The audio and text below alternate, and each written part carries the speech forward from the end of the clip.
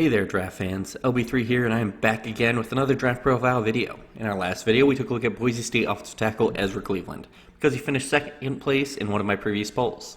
In this video, we'll be taking a look at Auburn cornerback Noah Igbinoghene, a small but explosive track athlete. 2019 was only his second year playing cornerback, so he's still very raw, and there's reason to believe he should be able to grow in certain aspects. Of course, sometimes starting later in life can also mean it is hard to break long ago formed habits when learning something new. But there is a reason, though, that he has been one of the big risers in this class, as more and more people have dug into his tape and seen some things to like. So with that in mind, let's begin to dig in and try and ascertain where he should go in the 2020 NFL Draft. Just like always, we start off taking a look at his athletic profile using Player Profiler. The first thing I want to point out is his size. At 5'10", nearly 200 pounds, he's a very compact athlete. While he has decently long arms for his size, he's still fairly small for a cornerback, especially an outside cornerback. And that's not to say he can't succeed because of it, but it is something to note. His speed is adequate at 4.48, and he does have good explosion, which isn't surprising for someone who is a track athlete and jumped competitively very well. It's not a terrible athletic profile. Really, like Christian Fulton, who we talked about recently, it is good enough. However, he will likely have some struggles keeping up with faster receivers, and unlike Fulton, who he has a harder time making up for the lack of consistent hip speed and fluidity and overall speed, as his technique is not nearly as clean yet. He doesn't use his hands or move his feet as well. There's nothing to be concerned about with his athletic profile, but it isn't amazing either. With his athletic profile out of the way, let's dig into the tape looking at his strengths and weaknesses. Igbinoghene is probably one of the players I've done a video on I'm the most torn on. But I think a good bit of it can be attributed to the fact that he's played the position of cornerback for such a short amount of time. Only 2 seasons of cornerback is not very long, and he still has a long ways to go in terms of technique. The question is, how much do you believe he can improve, and how many of his problems are fixable with more growth and coaching? With that little divergence out of the way, let's get started digging into the strengths and weaknesses. The first strength that we're taking a look at is that he is an explosive athlete with great burst to recover on mistakes or to close in zone coverage. For a player with so much room to grow and so little experience, you better have some tantalizing flashes, and Igbinoghene flashes of quickly closing on passes and recovering in coverage are really nice. On this really quick play, it is a screen, and he's able to burst past the blocker to help make a play even if he doesn't end up wrapping it up. The next strength that we are taking a look at is the variety of ways he has experience playing. In the snaps I watched specifically for this video, he lined up in press and off coverage on the outside, in the slot, and even had a couple snaps he dropped back like a safety, and several other alignments. Auburn is not afraid to deploy him in a variety of ways. It would not be surprised to see him used the same way in the NFL.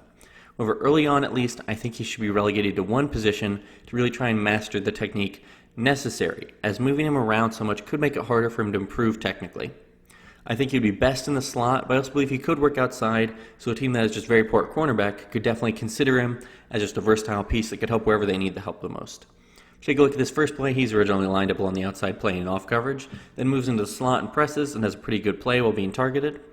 And then on the second play, he's originally lined up outside corner, then swaps and moves into the box. In the box, he eventually ends up working man-on-man against the tight end and does a really nice job. Now we are done with strengths, we're moving on to weaknesses. Of course, this is more what I was talking about in regards to his lack of experience coming out in his play. So let's just jump right in.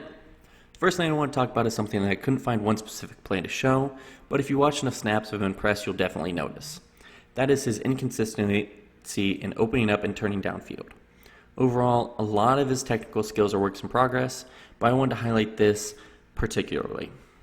You'll see a lot of inefficient or wasted movement off the press, which he's actually generally pretty good at disrupting the receiver's release, but he allows the receiver to gain space too often by not turning and running in an efficient manner. And this sounds very nitpicky, but it's very serious, because this is something that I definitely think more practice reps and better coaching will help with.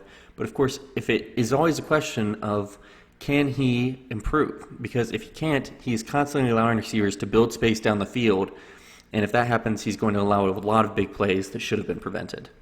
With no example plays for the last one, let's jump right into the next weakness. The next weakness is that he's overly grabby, and while using hands and some light grabbing is something all corners do, the best do it very subtly and keep green flag for it most of the time. Igbinoghene, on the other hand, seems to reactively resort to grabbing if he feels like the receiver is getting away, and it is not subtle at all. His struggles with technique and footwork, as well as being a bit stiff, I think lead to this grabbiness, or at least the reasons that he feels the need to grab, because when he struggles with his footwork and technique, the receiver can get away a little bit easier. I'm going to show you for this play the same play but at 2 different angles so you can really see how egregious this is. He just absolutely tackles the wide receiver well before the ball gets there.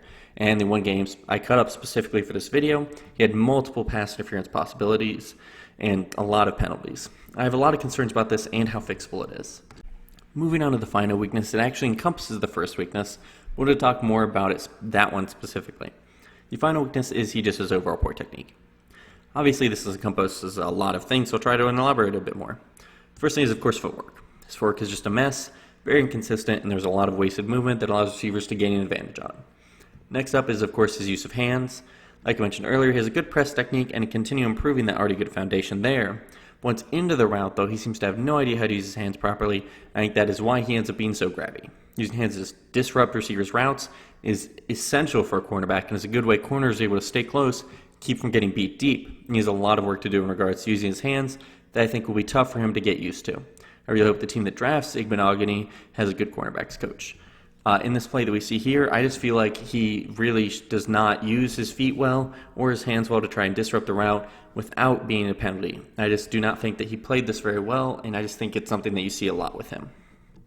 So I think that is the perfect sentence to move into the next sentence where I talk about where I think he should go in the draft, along with my overall thoughts on him as a prospect.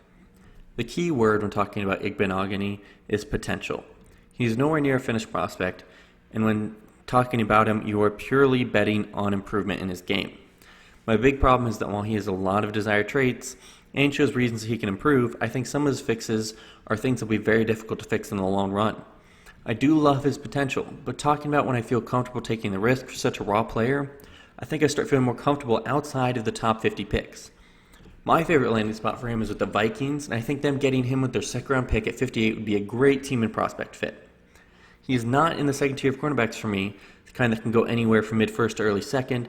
He's in that next tier that can go anywhere from mid-2 to late 3. And of course, this all doesn't mean that I can't find things to like about him. There's a lot to like. It's just trying to balance out the potential with the risk and the potential to capitalize on that potential. For anyone who listened and enjoyed, make sure to subscribe, as there will be a lot more of these videos coming. If you have any questions or comments, feel free to leave a comment, and I will try to respond to everyone. This video on Igbinoghene was because he placed third in a recent poll I ran. My next video will be on Tulane wide receiver Darnell Mooney, as we wanted to finish the last 2 videos of players that I wanted to make a video on. So be sure to keep an eye out for that video coming very soon. Thank you very much. This has been LB3 Scouting, and there'll be a lot more great stuff coming.